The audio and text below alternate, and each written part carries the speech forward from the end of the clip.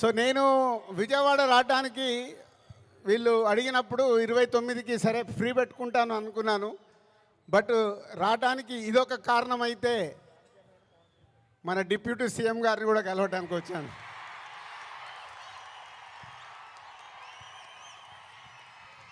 అమెరికాలో ఈవెంట్ చేశాం, grand success. So ఈరోజు నిన్న మీరు టీవీలలో చూసుంటారు, అక్కడ చూసిన వాళ్ళు అప్పుడు ఎంజాయ్ చేశారు. మరి అమెరికాలో అంత గ్రాండ్ సక్సెస్ అయ్యాక మన డిప్యూటీ సీఎం గారు ఆధ్వర్యంలో ఈవెంట్ చేస్తే ఎలా ఉంటుంది, దాని గురించి మాట్లాడదామని వచ్చాను. సో కళ్యాణ్ గారు ఇచ్చే డేట్ని బట్టి ఎక్కడ చేసుకుందామో ఆ ఈవెంట్ డిసైడ్ చేసుకుందాం. బట్ ఆ ఈవెంట్ మట్టుకు మామూలుగా ఉండకూడదు. మామూలుగా అంటే ఒక చరిత్ర క్రియేట్ చేయాలి ఆ ఈవెంట్తో.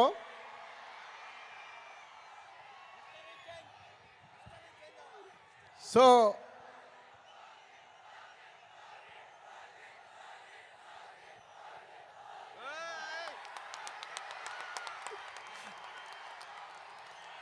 గేమ్ చేంజర్ అయ్యాక ఓజీ మీదకి షిఫ్ట్ అవుదాం.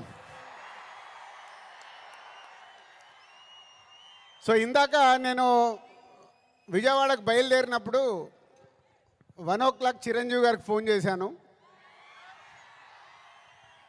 సార్ సినిమా రెడీ అయింది, అప్పుడు మీరు చూశారు, మళ్ళీ ఫైనల్ది చూడాలి అని. సో ఇంటికి పంపి రాజు చూస్తాను అన్నారు.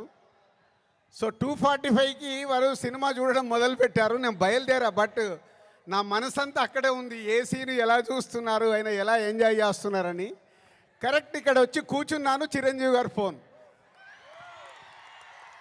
ఒకే మాట అన్నారు, సరే ఇట్లా విజయవాడకు వచ్చాను కటౌట్ లాంచింగ్ గురించి. ఓ అక్కడ ఉన్నావైతే మన ఫ్యాన్స్కి చెప్పు, సంక్రాంతికి మామూలుగా మనం కొట్టట్లేదు,